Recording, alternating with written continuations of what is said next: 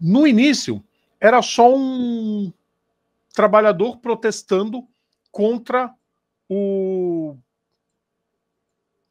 confisco do seu carrinho de frutas, que era o seu sustento. Virou um protesto, onde esse mesmo trabalhador tirou a própria vida, ateando fogo nele mesmo. Isso se tornou o símbolo do início de uma das maiores revoltas populares que se tem notícia no planeta, que dura, em alguns casos esporádicos, até os dias atuais. Mas foi o suficiente para, pela primeira vez, um motivo popular causar o cancelamento de uma corrida de Fórmula 1. Nós vamos relembrar o cancelamento do GP do Bahrein, de 2011, agora, nos momentos clássicos. Momentos clássicos. As histórias inesquecíveis do esporte a motor. Tudo começou no... Deixa eu pegar o ano certo. Tudo começou em 2010, quando um trabalhador, um vendedor de frutas no interior da Tunísia, chamado Mohamed Bouazizi, de 26 anos, teve o seu carrinho de frutas confiscado pelas autoridades policiais e autoridades do governo, porque ele não tinha licença para trabalhar. Ele não conseguia trabalhar, ele tentou até ir na sede do governo para recuperar o pertence, não foi nem recebido por nenhum comédia lá. O político sempre tem que ser tratado como comédia. Estava sendo afetado há anos pelo desemprego, vivendo de ajuda dos outros. Ele simplesmente adquiriu um galão de combustível, jogou nele mesmo, riscou fósforo e jogou nele mesmo. Isso viralizou de uma forma nas redes sociais que se transformou no principal símbolo contra o desemprego, a corrupção na Tunísia. A Tunísia foi o principal país de cara. E aí o Zine al-Abidine Ben Ali, que governava o país há 23 anos, teve que sair e foi embora do país para nunca mais voltar. Acabou partindo dessa. Dentro do exílio em 2019, deve estar levando tridentada no fiofó até hoje. Da Tunísia foi espalhando para todos os outros países em volta. Deles, o principal acabou sendo no Egito, onde eles derrubaram o Hosni Mubarak. Muitos desses, o que aconteceu? Como acontece sempre no tradicional. Revoltas populares causam ira de quem está no topo da pirâmide, que usa das Forças Armadas para reprimir a população. Em muitos desses países, a tentativa dos militares de tomar o poder teve como consequência a organização e o poderio de grupos radicais, principalmente os grupos radicais islâmicos, como o ISIS e o Houthi. Muitas dessas ações continuam até hoje tendo problemas, inclusive de guerra civil. Em outros, teve um apaziguamento, ainda que não do jeito que a população queria, mas deu uma assentada, como por exemplo no Marrocos e na Arábia Saudita. E outros duram até hoje, como por exemplo a Síria, que esses dias conseguiu tirar o principal ditador, que era o Bashar al-Assad, acabou com o regime dele e até mudaram a bandeira. Sim. Só para constar, Rodrigo, os países que isso só até a época da corrida, que já vão chegar lá, mas vamos lá. Argélia, a Tunísia, Argélia, Omã, Iêmen, Jordânia, Egito, Síria, Marrocos, Iraque e Kuwait. Nesses países houveram protestos com relação, né, tiveram alguma relação ao primeiro fato ocorrido. Mas soma-se mais países até então, Ed. Líbia Marrocos, também. Não, Líbano, vamos lá. Arábia Saudita, Líbia e Síria. Esses foram os mais Sim, mas nessa até a época da corrida não tinha aparecido ainda. Sim, até o dia da corrida. Começou tudo entre 2010 e fim de 2010 e iníciozinho de 2011. Um deles, o Bahrein. Bahrein foi um dos países também que aconteceu. Muita gente intitula o que aconteceu no Bahrein como apenas uma desordem civil. Não, teve uma bela de uma encrenca. Mas o rei Hamad fez muita concessão, por isso que no Bahrein não durou muito tempo.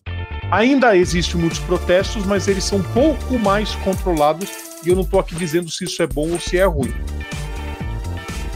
Mas o fato é que, em 2011, os protestos estavam muito fortes, mais especificamente a partir do dia 14 de fevereiro de 2011, que até hoje é tido no Bahrein, Eric, é comemorado pela população como o Dia da Fúria.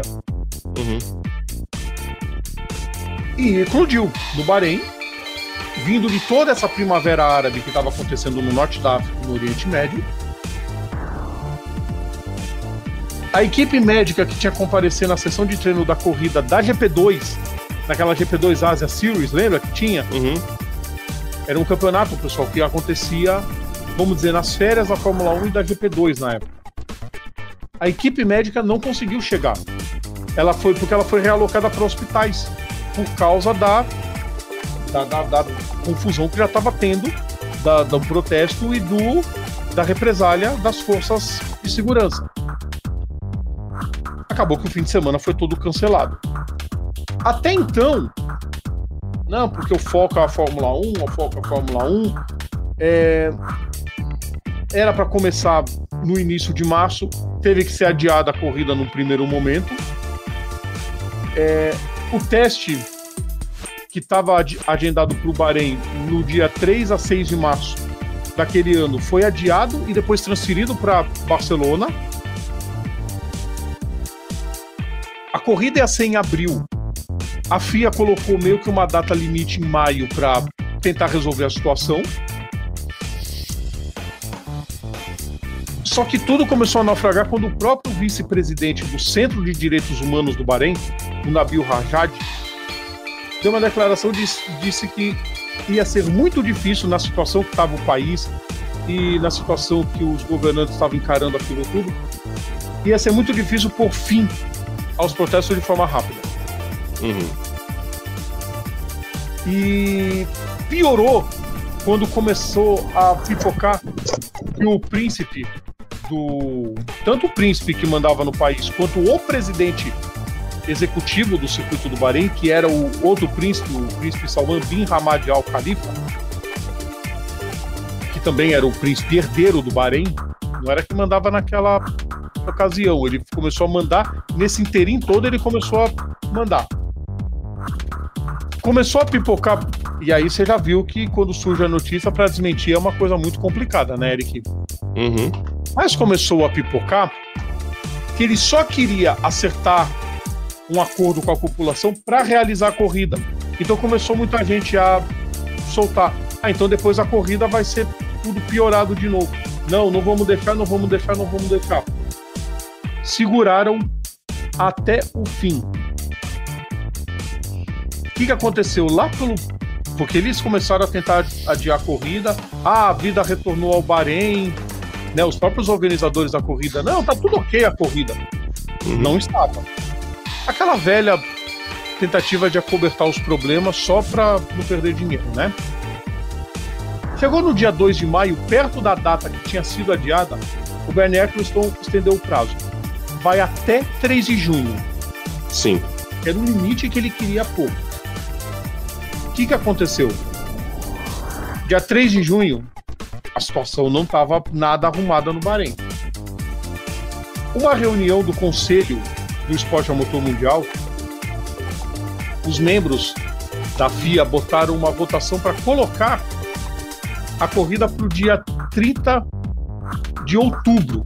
Que era a data do Grande Prêmio da Índia. Isso, e aí o Grande Prêmio da Índia foi realocado de princípio para 11 de dezembro.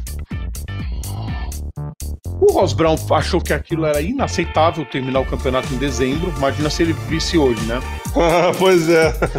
Os grupos de interesse de direitos humanos começaram a criticar muito a FIA, porque, não, vão querer fazer a corrida do jeito que tá. Aí quem levantou a voz finalmente, com muito atraso, porque esses pilotos são muito moloides, mas quem levantou foi o Mark Webber, que estava levando preocupação sobre como estavam lá as condições no país, de como estavam os problemas, e que esperava que os pilotos e as equipes tivessem tido uma posição um pouco mais firme sobre esse caso. Aí começou os outros pilotos todos a focar que do jeito que tá não vai correr, não vai porque é um absurdo, porque isso, porque aquilo, não dava para ser garantia de corrida, gente, o pessoal estava preparando muita coisa de protestos e provavelmente até coisas piores de repente pro dia da corrida. Começou a petição, Eric. 300 mil assinaturas para boicotar a corrida. E o Jean Todt, não, porque tá tudo sossegado, o Jean Todt começou a perder a paciência também. Nós vamos acompanhar a situação no Bahrein mais a fundo. E se tiverem vacilando, vai cancelar. O Bernie Eccleston pediu uma segunda votação. O GP da Índia foi garantido em outubro, porque já estava chegando muito apertado, tinha que garantir a corrida na Índia. E o GP do Bahrein foi botado lá para dezembro. E aí precisava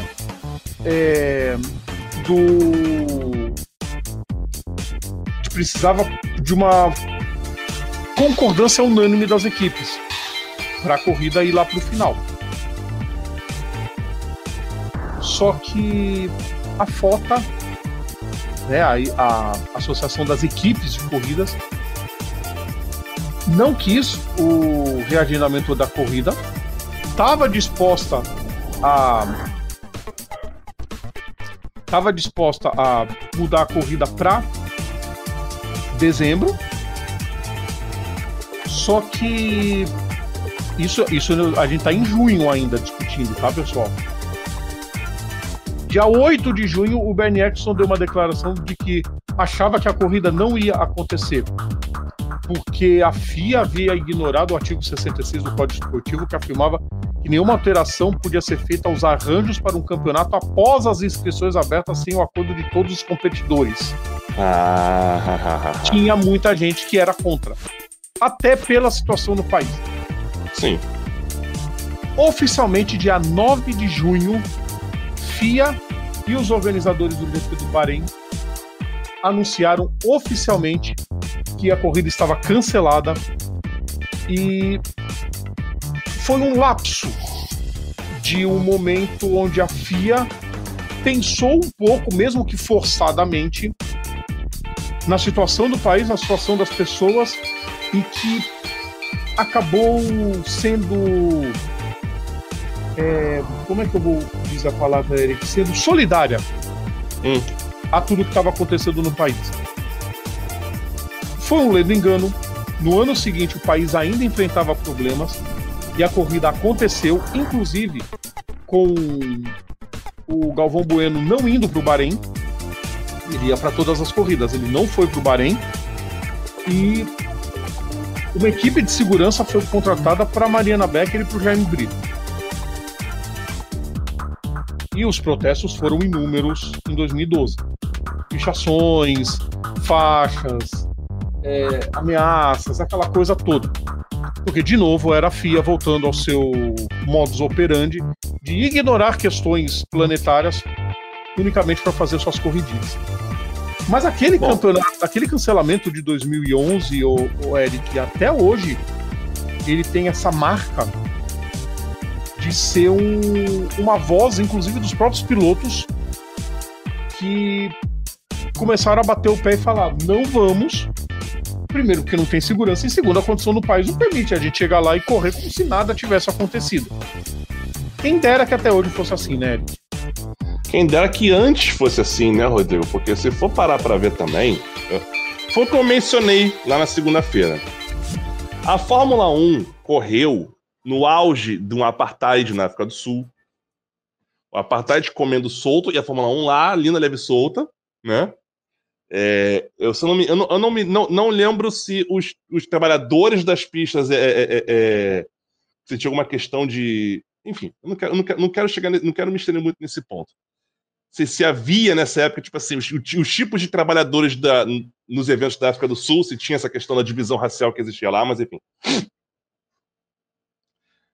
Você teve a Fórmula 1 correndo no auge de 2 ditaduras militares na América do Sul, uma da Argentina e do Brasil.